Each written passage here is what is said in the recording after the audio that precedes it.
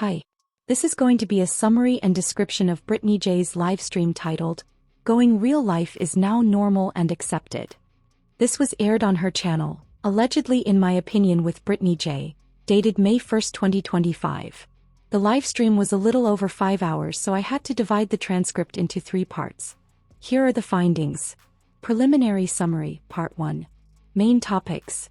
Accusations against Britney. Britney has been accused of fabricating a CPS, Child Protective Services, visit for sympathy and donations, grifting.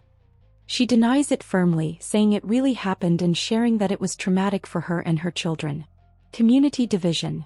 There's a major split in the online community. Supporters defending Britney, while others accuse her of lying or attacking others. Several creators and viewers are inserting themselves into the situation, even when not directly involved. Real-life consequences. Britney claims CPS came to her home after people online shared her personal information and made malicious reports.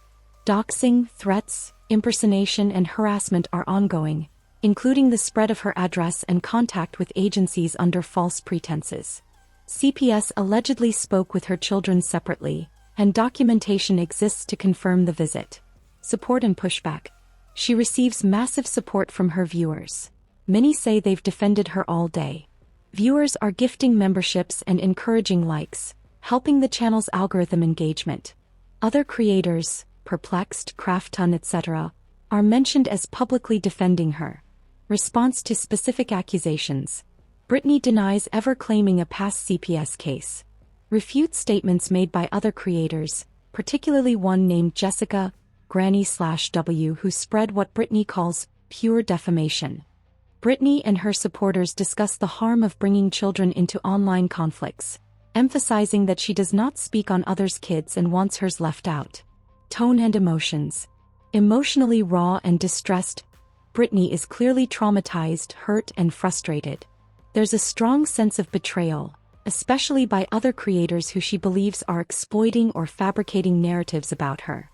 Community loyalty is a big theme. She repeatedly thanks supporters and defends those who've stood by her. People mentioned. Supporters and mods. Kim, Crafton, Gypsy, Sassy, Sandra, Triggered, Kristen and others. Critics/opposing creators. Miss Magku left a hateful comment possibly misidentified. Jessica, Granny/GW. Accused of defamation and threats. B. Tim. Called out as a person who thinks he knows everything and spreads lies. Queen B. Mentioned as inserting herself unnecessarily. Cletus and nonsense. Targeted in a clip Britney plays to demonstrate lies. Emerging themes. YouTube drama escalation. Personal online disputes leading to real-life intervention by government agencies. False reporting. People allegedly making CPS calls to weaponize against creators they dislike. Doxing culture. Personal addresses and family information are being circulated and abused. Defamation and legal concerns. There are serious accusations flying around and possible legal threats looming. Notable quotes. There is no way in hell I would ever claim such a thing and it not be true. You don't play about stuff like that. Y'all are on a very dangerous path. If this happened to any one of them, they'd be crying to the courts. This has been one of the most traumatic times of my life. Preliminary summary of Part 2. Here's what Part 2 of the transcript reveals. Continued themes from Part 1. 1. Ongoing fallout from CPS incident. Britney and her supporters continue to discuss the CPS visit. She emphasizes that the visit was maliciously instigated and full of lies. Rats, neglected animals, neglected children, hoarding, etc. She says CPS saw the opposite. Her pets are fixed and healthy and the house was fine. They've played their biggest card at this point and it's going to amount to nothing. Online hate campaigns and false allegations. Britney is being accused of religious manipulation, faking victimhood, using CPS for attention. Multiple supporters refute this and reaffirm their belief that Britney is telling the truth. She references emails with spelling errors and personal attacks, e.g., claims someone is having an affair with her husband. Escalating harassment. Examples include people trying to track her address, impersonation emails, accusations of drug use and child neglect, Attempted character assassination through false rumors, e.g., hoarding, unsanitary conditions. She talks about family members being affected, including her mother-in-law being traumatized by all this. Massive bounty fundraiser. Her supporters collectively raise over $3,000 in a live bounty-style campaign. The reward is for proof of who made the false CPS report. Promises of anonymity are made to anyone who provides that information. We want the receipt. We refuse to believe someone did this without someone else knowing. Suspicion and speculation. Multiple individuals speculate about the identity of the person who made the call. Names are implied but not stated directly, although GW, Granny's Watching / Jessica, continues to be a major target of suspicion and critique. There's discussion of someone named Nonsense, who allegedly went live for just minutes, coincidentally timed with Britney's distress, raising suspicions. People in the chat express betrayal over others joining chats of suspected individuals, e.g. Angela Ferris. Criticism of opposing creators. Queen Bee QB, Jessica / Granny's Watching Nonsense and others are called out for inserting themselves despite not being accused. Using Britney's situation for content. Allegedly gaslighting or misrepresenting events. A clip from Queen Bee is played where she discusses Britney and CPS with derision.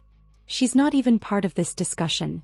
Nobody thinks it's her. So why is she inserting herself? Frustration and fatigue.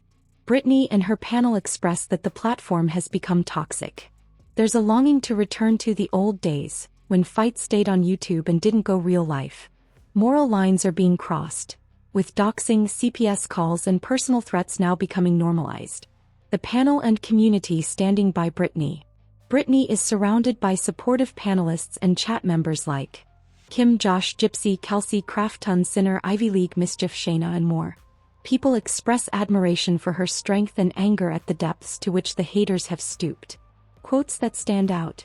"You're trying to take my kids from me. This is the absolute most. There's no way this was done in total darkness. Groupthink, mob mentality. This place is feral.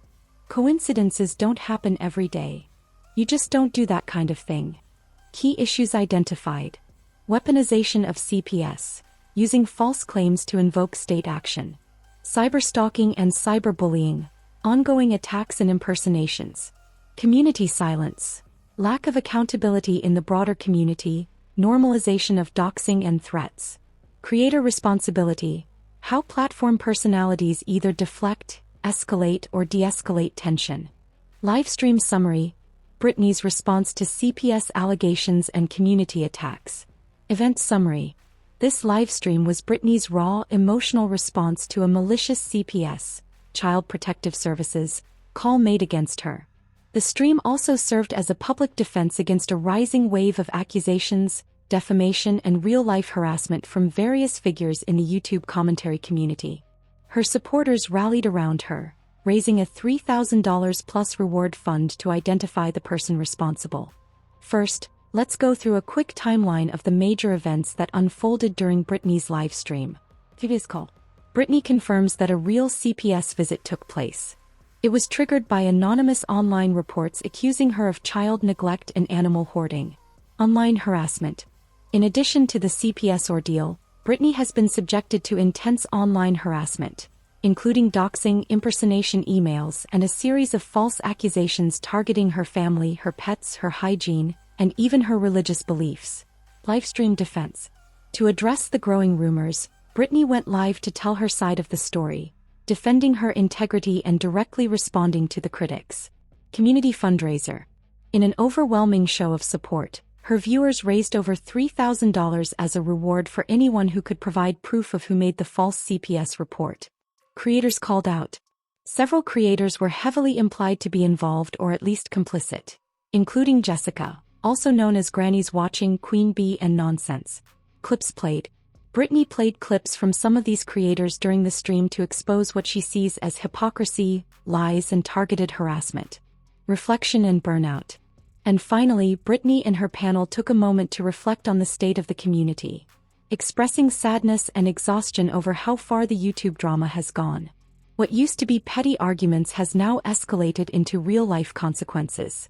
Key people involved. Let's take a closer look at the key people involved in this situation, both supporters and critics. Britney. She's the host of the live stream and the main target of the CPS report. Throughout the stream, she defends both her character and her family against serious online allegations. Craig, Britney's partner. His name came up in fake emails that falsely accused him of cheating, part of the wider smear campaign.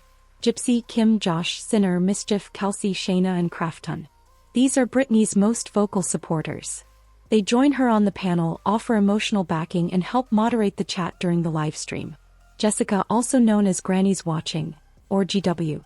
She is heavily accused of previous defamation, and many believe she may have played a role in the CPS call.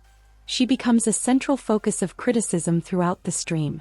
Queen Bee, or QB. Though not directly accused, she inserted herself into the situation. Britney and her panel criticize her for allegedly using the situation for content. A clip of her is even played during the stream. Nonsense, Moon, and Brandywine. These creators are suspected of stirring up drama or appearing at unusually suspicious times. Their actions are seen by some as coordinated or complicit. Angela Ferris. Once an ally of Britney's, Angela is now showing up in opposing chats. To Britney's circle, this is viewed as a personal betrayal. Marina. A loyal supporter who's currently sick and unable to be active in the chat. She's warmly mentioned and sent well wishes by the panel. Major issues discussed. 1. Weaponization of CPS. Britney accuses people online of filing false, malicious reports to harm her family. Claims CPS found no wrongdoing and verified her kids and pets were well cared for. Emotional toll on her, partner, children, and in-laws is immense. 2. Campaign of lies. Accusations against her include animal neglect, rats and cats, religious manipulation, grifting for donations, faking victimhood for sympathy. Britney vehemently denies all allegations and says these are concocted to ruin her. 3. $3,000 plus bounty. Supporters pledge increasing amounts of money, eventually over $3,000, for proof of who made the CPS call. Promise anonymity to the whistleblower. Belief that someone in the opposition circle knows the truth and has bragged or shared it in DMs. 4. The role of other creators. Jessica/GW is accused of calling grieving fathers P-words, alleged pedophiles, being sued over defamation, playing the victim. Queen Bee is mocked for going live to discuss Britney's trauma while allegedly denying any involvement. Nonsense's suspicious livestream timing is considered incriminating. Other creators are accused of performative outrage and feeding the drama for views. Major themes. As the livestream unfolded, several powerful themes came into focus, each one revealing just how deep the situation really goes. Real-life impact of online drama. What started as internet drama has now spilled over into real life. CPS visits. Emotional trauma. Families being dragged into the mess. This isn't just YouTube anymore. It's personal and the consequences are real. Community division. The fallout has split the community. On one side, those standing by Britney. On the other, those fueling the accusations and continuing the attacks. The rift is growing and it's getting harder to bridge. Loyalty and betrayal.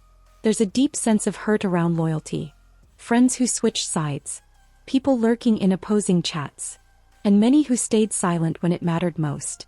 That silence, to Britney and her supporters, feels like betrayal, fatigue and burnout.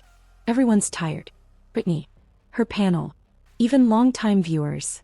The constant need to defend, to respond, to brace for the next attack. It's emotionally exhausting. Loss of humanity. And finally, a sobering reflection. This community used to have boundaries. But now, mob mentality is the norm. Abuse is shrugged off. Empathy is gone. It's no longer about disagreements. It's about dehumanization. Notable quotes. They've played their biggest card, and it's going to amount to nothing. You're trying to take my kids from me. Y'all are sick. There's no way this was done in total darkness. This place is feral. It's whack. If you can't keep it to YouTube, maybe this isn't the place for you. Coincidences don't happen every day. It used to be that if you did this, you were out. Now it's normalized. Final takeaway. This stream marks a breaking point. not just for Britney but for a corner of YouTube that has blurred the line between digital drama and real-life harm. Her story illustrates a deeply toxic creator culture in which personal vendettas escalate into government involvement, doxing, defamation, and emotional trauma. While she's facing immense pressure, the overwhelming support she received signals that many viewers are fed up with this culture of cruelty.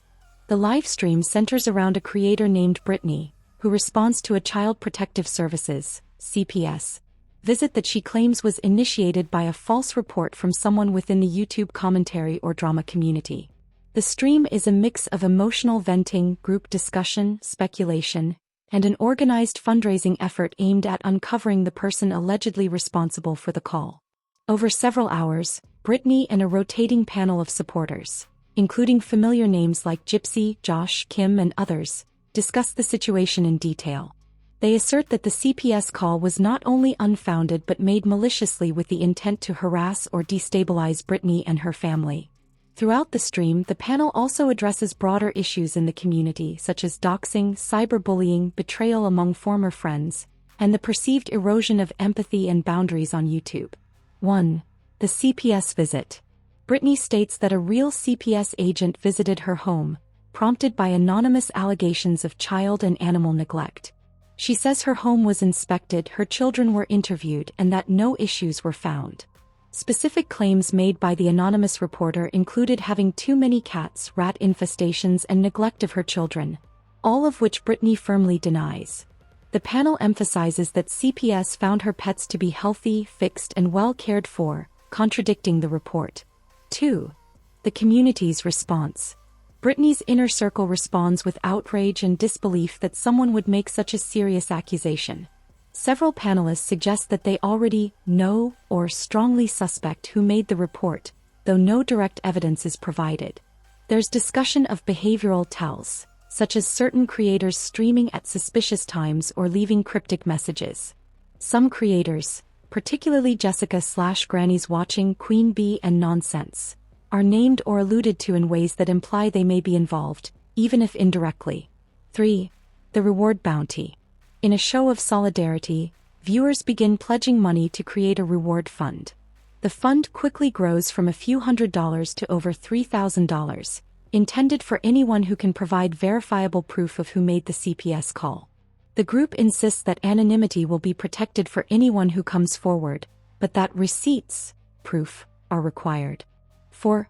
Accusations and character analysis.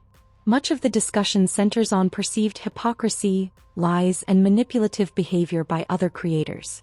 The panel references previous clips, DMs, and community posts as part of a pattern they believe shows ongoing harassment toward Britney. There is frequent ridicule of opposing creators' live streams, editing choices, phrasing, and even timing of their vacations or live streams. Some creators are criticized for weaponizing the situation for content, particularly Queen Bee, who is shown on a clip discussing Britney's case. 5. Tone and community culture. The tone swings between anger, sarcasm, exasperation, and moments of dark humor. Some panelists suggest that this situation reflects a broader decline in the YouTube drama community, where personal attacks and real-life harassment are becoming normalized. A few reflect nostalgically on older days of YouTube drama, when boundaries were more respected. Others suggest that viewers and creators alike are becoming desensitized, and that mob behavior and paranoia are taking hold. 6. Themes of betrayal and loyalty. There is a strong focus on loyalty within the community, with particular frustration aimed at people who were once allies but are now seen interacting with opposing creators. Former friends like Angela Ferris are named as examples of this kind of perceived betrayal.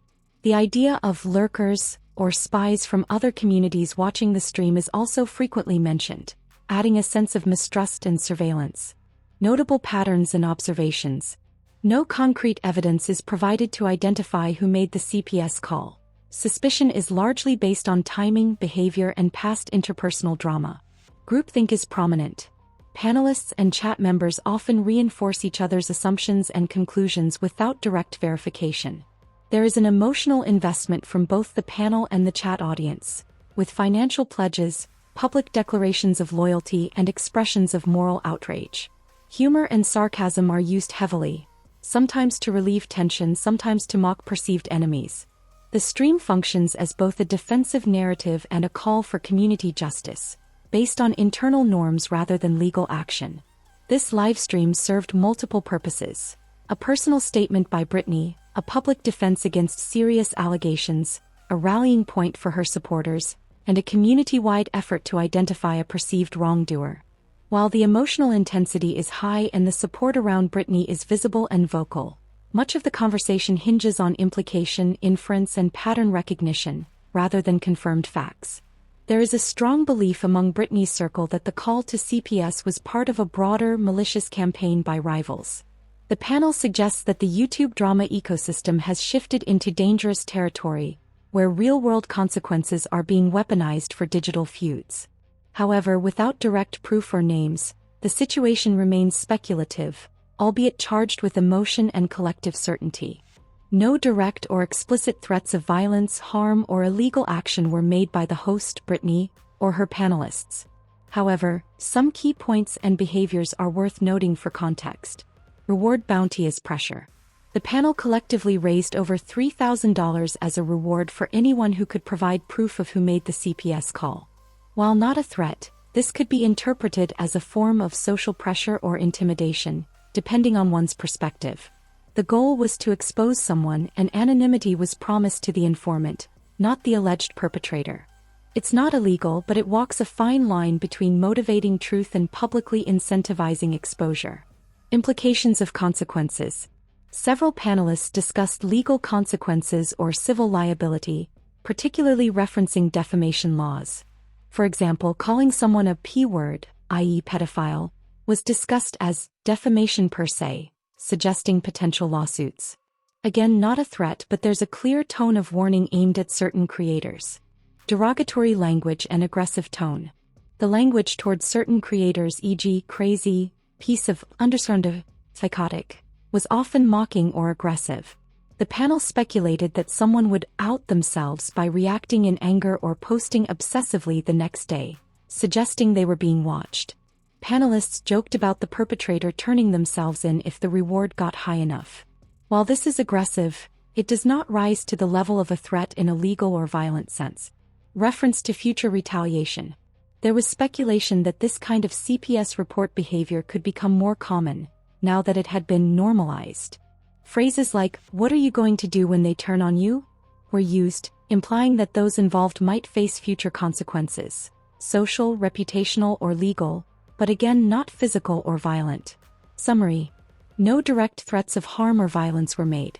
Some comments may sound intimidating or confrontational, especially to those named or alluded to, but they fall within the realm of criticism, warning, and speculation. The bounty offer, while dramatic, was positioned as a way to uncover the truth, not to punish through vigilante means. Who is Kim? Kim is one of Britney's core panelists and vocal supporters during the live stream. She participates frequently in the conversation, backing Britney emotionally and morally while also taking a leadership role in the group's response. Kim often speaks with a tone of outrage, protectiveness, and sarcasm, and her comments are aimed at condemning those who may have reported Britney to CPS, criticizing creators viewed as antagonistic, rallying the community to support Britney and seek justice. What Kim said, detailed breakdown. On the CPS call and its consequences. Kim strongly condemns the CPS call, framing it as a malicious escalation of YouTube drama into the real world. She emphasizes that such actions have far-reaching emotional consequences for Britney, her children, her partner Craig, and extended family, like her in-laws. She supports the idea that the caller has not acted alone, saying, "There's no way that it's been done in total darkness. Somebody else knows." On community dynamics and loyalty, Kim is vocal about betrayals in the community. She expresses distrust toward people who once supported Britney but are now participating in opposing chats. She calls out perceived lurkers, or people who silently watch Britney's content while participating in opposing discussions. She describes this behavior as cowardly or two-faced, reinforcing a culture of "you're either with us or against us." On specific creators. While Kim doesn't directly accuse anyone, she heavily implies suspicion and disdain toward Jessica, Granny's watching, frequently mentioned in a negative light. Sinner. Kim expresses surprise that Sinner inserted herself into the discussion, calling it suspicious. Nobody's accused her. Why is she inserting herself? Queen Bee and others. She reacts to clips from Queen Bee and others with sarcasm and scorn, especially when their behavior appears performative or opportunistic. On humor as a coping mechanism. Kim uses dark humor and sarcasm throughout the stream to relieve tension. For example, "That's a lot of smokes or green weeds or whatever. I'll ship him to you if he wants to go. I could use a break." These quips are made while discussing fake romantic accusations or mocking trolls who claim they could take Britney's man. On the reward for evidence. Kim is an active participant in the community's decision to offer a monetary reward for information leading to the identification of the CPS caller. She supports the idea of anonymous tipping and assures viewers that the person who provides proof won't be named publicly. Her tone suggests this is more about justice and exposure than revenge. On the state of YouTube culture. Kim offers commentary on how the platform has changed. "This place is feral. We used to have boundaries. This is not what it used to be." She reflects on the community's loss of empathy, normalization of mob behavior, and how real-life consequences are now being used as tools in online feuds. On burnout and emotional toll. Kim validates Britney's exhaustion and says it's reasonable for her not to want to perform her pain for critics. She also highlights the emotional fatigue that supporters feel from being constantly under fire, suggesting that this kind of intensity isn't sustainable. Summary of Kim's role and tone. Tone. Assertive, sarcastic, protective, emotionally engaged. Stance. 100% aligned with Britney, no doubt in her mind that Britney is telling the truth. Function. Acts as an emotional anchor and enforcer. Keeps momentum and focus during the panel. Reinforces group loyalty and suspicion of outsiders. Style. Mixes serious reflection with cutting humor and mockery. Speaks often and with conviction. Kim presents herself as a loyal and emotionally invested supporter, but her commentary reveals several concerning patterns.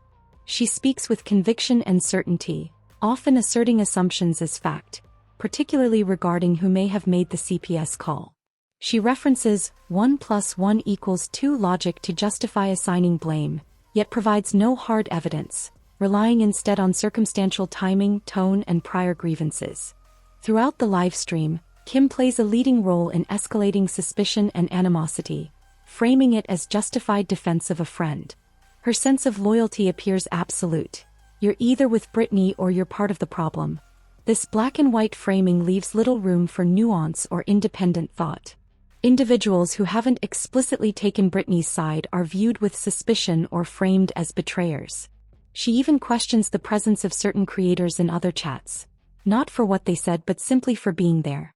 Kim also helps spearhead the reward fund, framing it as a way to uncover the truth, but the energy behind it, paired with mockery and aggressive rhetoric, makes it feel more like public retribution than a search for clarity. Promising anonymity to the person who exposes the caller while casting widespread suspicion onto others could be seen as pressure disguised as justice. Humor is another tool she uses frequently. Sarcasm, derision, and jokes about shipping off partners or buying glass pipes with reward money. While that levity may provide relief to the panel, it contrasts awkwardly with the gravity of the allegations and arguably weakens the credibility of their moral outrage. Ultimately, Kim comes across as someone emotionally over-invested in the conflict, quick to condemn, quick to speculate, and slow to entertain the possibility that some things might not be so clear-cut. Her role is pivotal in shaping the livestream's tone. Defensive, suspicious, and increasingly hostile toward anyone who questions the prevailing narrative. Based on the transcript you shared, here is a list of accusations made by the speaker, Britney, and her panelists/guests during the livestream. These range from direct allegations to strong implications and insinuations, often targeting individuals or groups believed to be antagonistic. List of accusations. Child Protective Services (CPS) call. Someone from the opposing community made a false CPS report against Britney, alleging child neglect and animal hoarding. The report was described as malicious, unfounded, and a deliberate attempt to harm Britney's family. It is strongly implied the caller acted as part of a group, not alone. Animal neglect allegations. Britney was accused by outsiders of allowing a cat infestation, letting cats procreate uncontrollably, not taking them to the vet or cleaning up after them. Britney denies all of these and says her cats are healthy, fixed, and well cared for. Religious manipulation. Britney accuses detractors of claiming she uses religious language to manipulate her audience and play the victim. Forged emails and impersonation. Britney mentions receiving fake emails alleging Craig, her partner, is cheating with other women. These emails include misspellings and strange formatting, suggesting fabrication. She implies that these messages are part of a coordinated smear campaign. Specific individuals implicated or accused. Jessica/Granny's watching GW. Accused of historical defamation, calling people pedophiles, and possibly being involved in or connected to the CPS report. Allegedly the subject of legal action in the past for speech-related misconduct. Accused of spreading lies and making malicious community posts. Queen BQB. Accused of inserting herself into the drama for attention. Britney plays a clip of Queen B which the panel mocks. She's criticized for platforming false narratives and allegedly exploiting the situation. Nonsense Moon Brandywine. Accused of suspicious timing and possibly being linked to the report. Observations about vacation timing are used to imply involvement. Their presence in certain chats is treated as indirect evidence. Angela Ferris. Labeled a traitor for returning to opposing chats. Described as someone who had once been aligned with Britney's group. Group behavior accusations. Opposing communities are accused of mob mentality and groupthink. Encouraging or normalizing real-life harassment. Watching members-only content from Britney's channel via Discord and mocking her. Refusing to admit they were wrong when accusations don't pan out. Motivation and malice. It's implied that the false CPS report was part of a vindictive, attention-seeking act, not out of genuine concern. Panelists claim that certain people brag privately about actions taken against Britney. Legal accusations. Jessica is accused of defamation per se for calling someone a pedophile without evidence. Panelists note this as a legal liability that could result in future lawsuits. General claims and innuendo. Someone, implied to be from the opposing camp, allegedly goes crazy in community posts after being referenced, used as indirect confirmation of guilt. There's a running claim that the guilty party outed themselves through their behavior after the incident. Here's a detailed and structured list of everything said in the transcript about Granny's watching, also referred to as Jessica, Jess, or GW. This includes direct accusations, references, speculation, and mentions by both the host, Britney, and various panelists. 1. Accused of involvement in CPS call. GW is heavily implied to be behind or connected to the false CPS report made against Britney. No direct proof is provided, but multiple speakers, including Kim and others, suggest she or someone in her circle did it. Quote, paraphrase sentiment. We know who it is. 1 + 1 = 2. When someone threatens something all day and then it happens. Come on. 2. Referenced in legal context. Jessica is accused of calling someone a pedophile, and this is described as defamation per se. You don't even have to show monetary loss. It's assumed damage. Allegedly connected to a past lawsuit or legal injunction due to speech-related violations. Panelists claim she is the only one calling people the P word, not Britney or her circle. 3. Described as obsessive or malicious. Referred to as someone who allegedly posts obsessively on her community tab, often in reaction to being mentioned on stream. Statement example. She's going to be real mad when she realizes I turn my tags off. She can't tag me in her community posts now. For target of mockery and dismissal. The panel repeatedly ridicules her behavior and influence, suggesting she rewrites history. She pretends she's not involved when she is. She fabricates narratives. Called a liar and accused of projecting her own behavior onto others. 5. Labeled a hypocrite. A clip of GW is reportedly played, though the content isn't transcribed, intended to show her speaking hypocritically, used as proof that she weaponizes situations or acts in bad faith. 6. Accused of behind-the-scenes instigation. The panel believes GW engages in coordinated attacks or smear campaigns behind closed doors. Group chat involvement where plots or harassment are planned. Quotes imply she has others do her dirty work while trying to stay above reproach. 7. Portrayed as the center of a toxic subgroup. The term feral and descriptions of mob mentality are indirectly tied to her and her group. Quote, they always tell someone, loyalty over there doesn't last. It'll come out. 8. Denial of obsession. One panelist notes. She says Britney is obsessed with her, but she's the one who can't stop talking or posting. 9. No one believes her anymore. It's suggested that even former allies are turning away or seeing through her behavior. There's a hint that community sentiment is shifting. Summary of tone and framing. The overall tone toward GW/Jessica is hostile, mocking, and accusatory. While direct evidence is not provided, the group frames her as a central antagonist, a master manipulator, a known defamer, responsible for serious real-world consequences. The group repeatedly implies certainty in her guilt without naming hard proof, instead relying on pattern recognition, history, and common sense. Based on the transcript you provided, grannies watching GW may have grounds to pursue legal action, particularly if the accusations made about her are false. Those accusations were presented as fact, rather than opinion or speculation.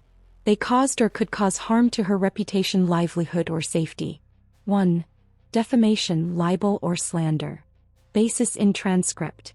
Multiple individuals publicly and repeatedly implied that GW may have made a false CPS call, which is a serious accusation. Statements went beyond opinion, with several panelists framing it as obvious, using language like, "We know exactly who it is. 1 + 1 = 2, when someone threatens something and then it happens, you know. Why this matters." Falsely accusing someone of reporting to CPS, especially maliciously, is a claim that could seriously harm their reputation. These statements appear to be unsubstantiated in the stream, i.e., no proof was offered.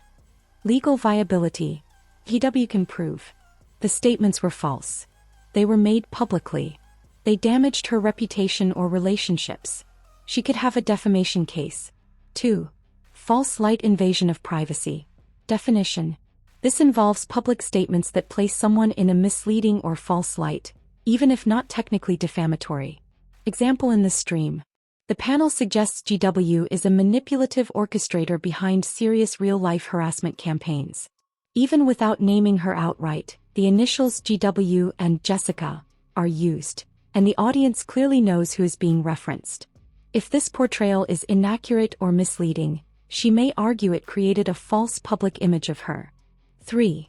Intentional infliction of emotional distress, IIED. What's needed?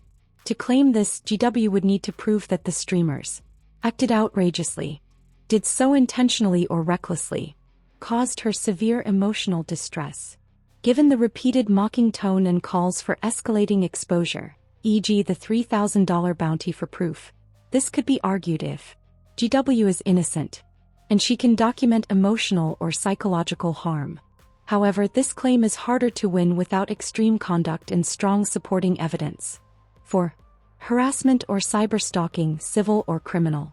If GW could show a pattern of targeted attacks across multiple live streams, with malicious intent, an impact on her real life, e.g. doxing, threats, reputation harm, she could potentially pursue civil harassment or even file a report under her local cyber harassment laws. But again, this depends on jurisdiction and proof that the behavior meets the legal threshold for stalking or harassment. Important note on evidence. To take legal action, GW would need recordings or archived clips of the livestream, names of speakers and platforms involved, documentation of any resulting damages, emotional, financial, reputational, possibly an attorney willing to send a cease and desist or file a formal complaint. Let's walk through the possible legal actions that could be considered based on what was said. First, defamation, either slander or libel. This has strong viability. Why? Because the accusations were repeated, publicly made, and framed as fact. That likely meets the legal threshold for defamation. Second, false light, invasion of privacy. This carries moderate viability. If the person was mischaracterized in a damaging or misleading way, especially in front of an audience, that could be grounds for legal action under false light. Third, Intentional infliction of emotional distress. This one is difficult to prove. Even if distress is real, the law requires evidence of extreme behavior, often along with documented medical or psychological impact. And finally, cyber harassment or cyberstalking. The viability here is variable. It depends on whether a clear pattern of targeted behavior can be proven, and also on the jurisdiction's laws around online harassment. Here is a detailed list of everything said about Queen Bee, also referred to as QB or Buzzy, in the transcript you provided, organized by topic and phrased clearly for reference or narration purposes. Mentions of involvement or insertion into the situation. QB is said to have inserted herself into the discussion. Queen Bee, QB, inserted herself into the discussion, criticized for weaponizing the situation. Panelists question her motives and timing. Somebody said that Queen Bee was in that chat today. Really? She goes over. Angela Ferris is officially out of the Wondershare woods and in her chat again too. You can't make this up. Clip played of Queen Bee. A clip of Queen Bee is played during the live stream, and it's introduced with sarcasm. Forewarn us, who is it? It's QB. But here we go. I gotta get my bucket. In the clip, Queen Bee is heard discussing Britney and saying she's going to talk about Britney's CPS situation. A panelist interjects mockingly. She's talking about you. I know she is. And I don't give two what he's got to say. Suspicion about timing and coincidence. Participants note what they consider suspicious timing of QB's live streams. She had no idea about the situation that night, and went live the same day. That is a little weird, right? Coincidences don't happen every single day. Walter's comment is highlighted. Brandy magically goes on vacation the same day QB goes live. Interesting. Implied associations or allegiances. There's an implication that QB and others, e.g. Nonsense, Moon, Brandywine, are operating as a group or in coordination. Additional creators suspected of stirring drama or having suspicious timing. QB is grouped with others believed to be watching or targeting Britney's members-only content. That's okay, we're watching your members only from Discord. We know they do it. Clarification and redirection to audience. Later in the livestream, someone clarifies. Let Queen Bee know she was never even part of this discussion.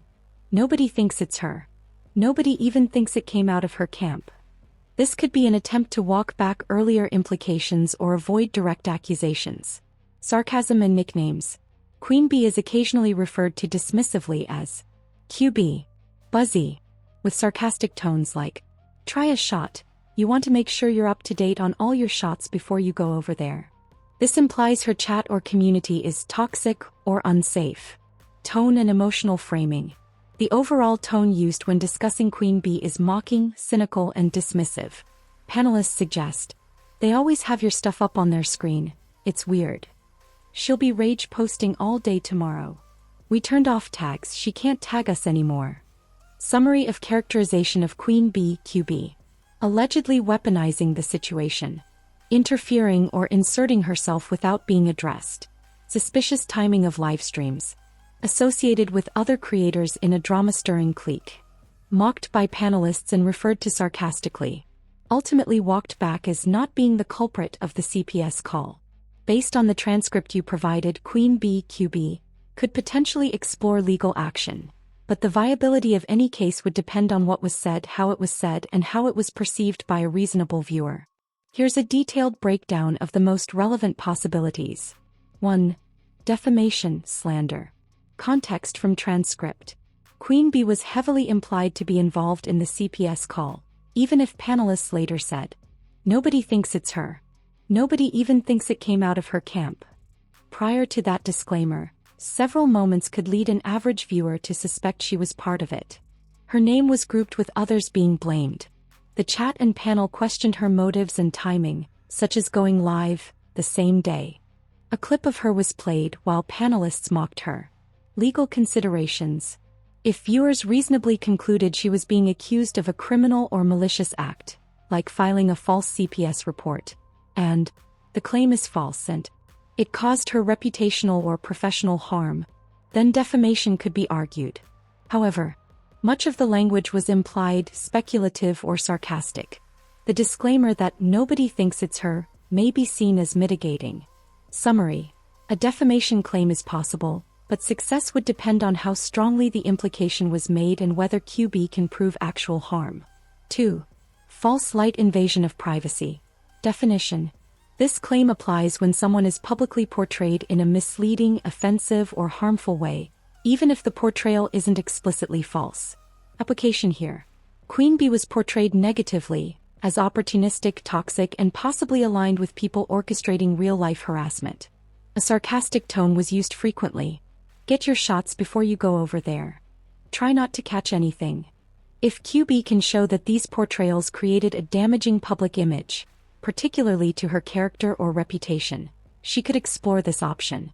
Summary: false light claims are fact-specific and depend on whether the portrayal would be offensive to a reasonable person.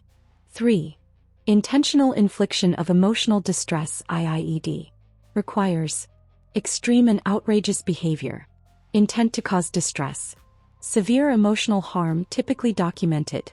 While the commentary was certainly mocking and personal, it may not rise to the legal threshold of outrageous conduct required for IIED, especially if Queen Bee is a public figure who also engages in similar commentary herself.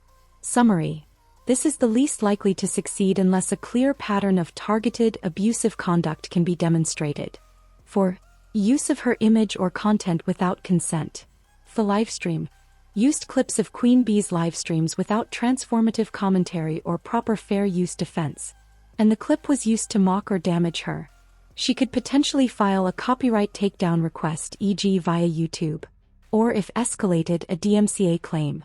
Summary: this would be a platform-level action, not a civil lawsuit, but it can be effective for enforcing content boundaries. Legal options and their viability. First, defamation, also known as slander. This is rated as moderately viable. It depends on how strongly Queen Bee was implied to be involved in wrongdoing, and whether she suffered reputational harm as a result. Second, false light invasion of privacy. Also rated moderately viable. This could apply if she was publicly misrepresented in a way that was both damaging and offensive. Third, intentional infliction of emotional distress, or i.e., this one is considered weak. It would be hard to meet the legal standard unless the behavior was extremely outrageous and caused serious, documented emotional harm. And finally, copyright infringement, specifically through a DMCA claim. This option is practically viable. If Queen Bee's livestream clips were used without proper transformation or fair use, she could file takedown requests through YouTube. Final note: even if a lawsuit isn't filed, a cease and desist letter may be effective if QB wants to deter further implication, set clear boundaries, or pursue takedown of unauthorized content. This is a detailed and structured list of everything said about nonsense in the livestream transcript you provided, formatted for narration or reference. Mentions of nonsense, what was said, suspicious timing and behavior. Grouped with others like Queen Bee and Brandy, nonsense was described as part of a circle of creators who allegedly act in coordination. Panelists expressed concern over the timing of live streams and vacations.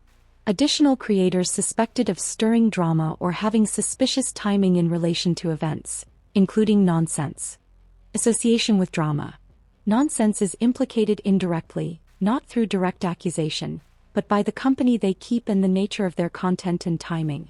Streaming at the same time as drama surfaced. People talk, people watch, it'll come out eventually. This association relies on pattern-based inference rather than specific allegations. Accusations of lurking or spying. The panel implied nonsense may not be a casual observer, but someone actively involved. People lurking in opposing chats. Those viewers contribute to the suspicion. This is a behavioral accusation, implying passive observers may have malicious intent. No direct accusations or evidence. Importantly, the panel did not assert that nonsense filed a CPS report, doxed Britney, or directly harassed anyone. The tone suggests suspicion by association, rather than clear wrongdoing or motive. Let's break down how the speaker and panelists framed nonsense during the live stream. First, timing. Nonsense's livestream activity often coincided with Britney-related drama. This overlap raised questions among the panel about potential coordination or intent. Second, behavioral implication. She was viewed as part of a larger group seen as creating or enabling online drama. No one said she acted alone, but she was described as part of a familiar pattern. Third, character framing. Nonsense wasn't portrayed as overtly hostile, but as a watcher, an indirect actor, someone contributing to rising tensions even if quietly. And finally, definitive claims. There were none. No one made a direct accusation. No evidence was shown. It was all implication, nothing concrete, just suspicion. A new viewer tuning into this live stream for the first time might experience the following emotional and cognitive reactions. Emotional reactions. 1. Overwhelmed. The stream is long, emotionally charged and full of overlapping conversations, inside jokes and callouts. A newcomer would likely feel lost, trying to untangle the context behind accusations, names and alliances. 2. Tension and chaos. There's a constant undertone of hostility, suspicion, and emotional volatility. This could make a new viewer feel uneasy or stressed, like stepping into a toxic environment mid-explosion. 3. Sympathy, depending on predisposition. If the viewer leans toward trusting the host, they may feel genuine concern for Britney, especially in relation to the CPS call, which is treated with seriousness and anger. The emotional appeals, mentions of children, and camaraderie may evoke empathy. 4. Doubt or skepticism. Alternatively, the viewer might question the credibility of some claims. The frequent speculation, unverified accusations, and lack of concrete evidence may appear more like group conjecture than factual discourse. 5. Intrigued but cautious. The drama may be compelling in a tabloid-like way, especially for viewers familiar with YouTube commentary circles. But the tone may also act as a red flag for those who prefer clear facts, balanced discussions, or safe online spaces. Cognitive impressions. 1. This is deeply personal, not just content. The stream doesn't feel like a broadcast. It feels like a community conflict unfolding in real time with real-life stakes, accusations, and emotional outbursts. 2. There are no neutral parties. Viewers are immediately thrust into a landscape where people are either with us or against us. That black and white dynamic can feel pressuring or cultish to outsiders. 3. The platform is being used for retribution. The panel repeatedly discusses retaliation, fundraising for whistleblowers, calling out enemies, and dissecting opponents' live streams. This may seem like a misuse of public broadcasting space for personal warfare. Overall impression. As a new viewer, you'd likely walk away feeling one or more of the following. Confused by the depth of the drama. Uncomfortable with how real-life systems like CPS are weaponized in online disputes. Concerned about the mental health of everyone involved. Skeptical of the claims due to their speculative nature. Reluctant to engage further, unless you're already invested in the YouTube drama ecosystem. As a first-time viewer, watching this livestream feels less like tuning into a discussion and more like stepping into an ongoing feud with no roadmap. Overwhelming and disorganized. From the start, it's difficult to follow. Dozens of names are dropped with no context and multiple people speak over each other. The lack of structure or clarity makes it nearly impossible for anyone new to grasp who is being accused of what, or why. It feels more like a chaotic group vent session than a purposeful livestream. Heavy on emotion, light on evidence. The conversation revolves around serious allegations, including false CPS reports, defamation, and real-life harassment, but few, if any, concrete facts are presented. Claims are made, names are suggested, but there's no substantiated proof shown. The tone implies guilt by association rather than offering verifiable details. This makes it difficult to separate fact from speculation, especially when panelists reinforce each other's suspicions without question. Echo chamber behavior. The live stream quickly becomes a feedback loop. Panelists validate each other, encourage group outrage, and build theories based on inference rather than fact. Dissenting voices are mocked or blocked, and viewers are either in or out. It's a closed circle, not a discussion but a declaration. There's a noticeable push to financially incentivize someone to expose whoever made a CPS call, yet no real guardrails are discussed about ensuring truth, fairness, or due process. This raises ethical concerns, especially given the volatile nature of the accusations. Public retaliation masquerading as content. Much of the stream focuses on replaying opposing creators' clips and ridiculing them, by name. Viewers are encouraged to speculate, track activity, and name suspects, blurring the line between commentary and targeted harassment. The platform is being used not to inform but to punish and provoke. The rallying language, combined with casual discussion of legal matters, feels reckless, especially when complex issues like child welfare, stalking, and mental health are involved. Uncomfortable and concerning. The livestream paints a picture of a community driven more by personal grudges than truth or resolution. For a viewer not embedded in the drama, it feels like watching a group implode in real time with little concern for nuance or consequences. While the emotional stakes are clearly high, the way those emotions are wielded for spectacle, callouts, and rallying support raises red flags. Rather than constructive dialogue, what's offered is escalation. Britney J, here is how you can improve your drama-filled live streams. 1. Interrupt each other more. Because what really keeps viewers engaged is 5 people talking at once. Bonus points if you all laugh, yell, or dramatically gasp at the same time. Who needs clarity when you've got volume? 2. Assume everyone knows the lore. Don't explain any names, events, or context. Just drop acronyms and first names like you're recapping season 5 of a show no one watched. You remember what Jess said about Kim after the Brandy wine stream? Yeah, right after QB's clip dropped. Obvious. Flawless onboarding. 3. Ramp up the speculation. Forget facts. Real engagement comes from wild guessing and vague allusions. Just say, "We all know who did it," wink at the camera and let the audience fill in the blanks. Who needs liability insurance anyway? 4. Add a bounty every 10 minutes. Nothing says credibility like gamifying real-life accusations. Set up a leaderboard. $100 if you name the mole, $200 if you screenshot a Discord message, $500 if you vibe check someone's intention. 5. Play clips you don't own. Even better if you misquote them mid-rant. 6. Lurk culture FTW. Insist that they are always watching. Your haters are in your chat, your DMs, your pantry. Turn paranoia into a branding strategy. Trust no one, but also mod everyone. 7. Turn every disagreement into war. Forget resolving anything. Drag it out for weeks. Assign allegiances. Burn bridges. Bonus points if your community uses war metaphors and talks like a YouTube NATO. 8. Weaponize morality. Frame dissent as betrayal. Use spirituality, victimhood, and protecting the children as rhetorical shields. Someone questions you, clearly they support evil. 9. Call it a safe space while melting down. Don't forget to describe the stream as healing and supportive, while yelling about lawsuits and betrayal. That cognitive dissonance. Pure content gold. 10. Never log off. Sleep is for people not at war on the internet. Remember, the more you stream, the more content there is to clip and misinterpret. Stay ready. Stay live. Stay unwell. Closing. Tonight on Real Housewives of YouTube live streams. One woman's inbox was violated, her cats were slandered, and her enemies were definitely lurking, probably under her couch according to panel logic.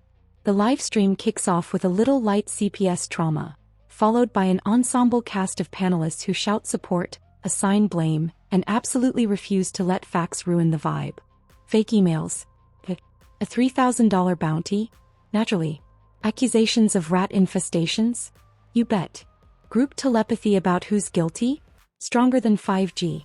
As the plot thickens, every former friend becomes a spy, every critic is a traitor, and the only thing stronger than the paranoia is the confidence in being 100% right with 0% evidence. Emotional range? Stunning. One moment, this is serious, y'all. Next moment, I'll throw my husband in for laughs, no returns. It's a masterclass in mixing tragedy with stand-up. Meanwhile, entire sections are devoted to deciphering whether Queen Bee blinked too suspiciously during her own live stream, which is, of course, concrete proof of guilt in this court of YouTube law. And don't worry, if you're lost, that's the point. This isn't a live stream, it's an interactive escape room with trust issues. Final thoughts. If you didn't leave this live stream, suspecting your neighbor, planning to DM screenshots to a panelist, or Googling what is false light defamation, then did you even watch it? Bravo to everyone involved. A riveting 4-hour spiral where the receipts were vague, the drama was loud, and the only thing missing was a producer yelling, "Cut."